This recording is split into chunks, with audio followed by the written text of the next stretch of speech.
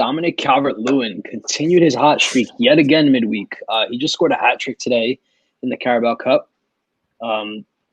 Unreal what this guy has been doing so far this season.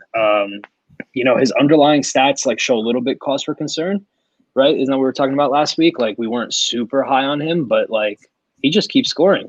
There's nothing else to say besides he just keeps scoring. So let's talk about some DCL, and let's also mention that Allan and Richarlison picked up some injuries.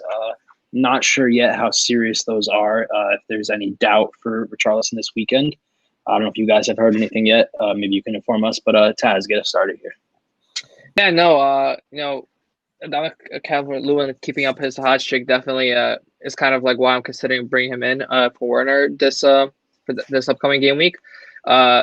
It kind of shows, he was kind of cold towards the end of last season, but then bringing in Allan and James definitely helped out that midfield be more creative and solidify their possession more for Everton. So I think he's kind of Richarlison has been unlucky. I think he has more shots and more touches in the penalty box than Calvert-Lewin does.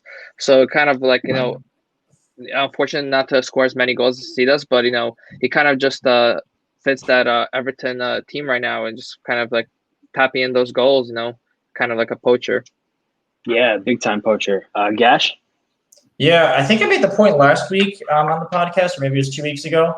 But I think one thing people are forgetting is that a player like DCL isn't going to have, the numbers of touches in the box or necessarily even shots in the box that a Richarlison or some of these other players are going to have, because he's really somewhat of a poacher, but also just a one-time finisher type player. So I know Ancelotti's been saying that DCL's been working on his one-touch finishing specifically. So I'm not really too surprised by him getting into really good positions. Either out-leaping the defender or just kind of knowing where to be in the 12-yard within the penalty spot to the goal or within the 6-yard box. In terms of the injury to injuries to Richarlison and Allan, I think DCL can continue producing without Richarlison. For me, at least, it seems like his link up with James is the most important to his goal scoring streak so far. I think Allan, the injury to him might actually be something to watch out for, because he's kind of been pretty pivotal and pretty quiet in that Everton midfield, because he's not one of the big players that's scoring all the goals or creating all the chances. So there's a potential for a drop off there, almost like a Leicester side when they were back a few years ago, losing Conte before he was really well known. It's kind of like the little engine in the midfield of the team. Mm-hmm. And then back on DCL, yeah, I just have to keep thinking about every time he can't keep scoring. He can't keep scoring. But that's one of the traps of FPL, is to get stuck in a thought like that and never being able to change your mind and then losing out on all those points. So he really reminds me of Nikica Jelavic that used to play for Everton, who scored something I think he scored 20-something goals in a row with one touch. So I could see DCL going on, maybe not as long of a run as that, but something similar. That's absurd. I've never heard that. Wow. Yeah. I think it was around the beginning of the 2010s that he played for Everton. Mm-hmm. So yeah, Allan being out is a big deal. I've rated him for a while. He definitely makes that midfield tick. They're going to be missing him. Do you think that increases the value of James moving forward these next few weeks? Do you think they'll slide him back a little bit more into a more number 8 role like they were talking about, or do you think he'll stay forward and keep getting those attacking returns for us?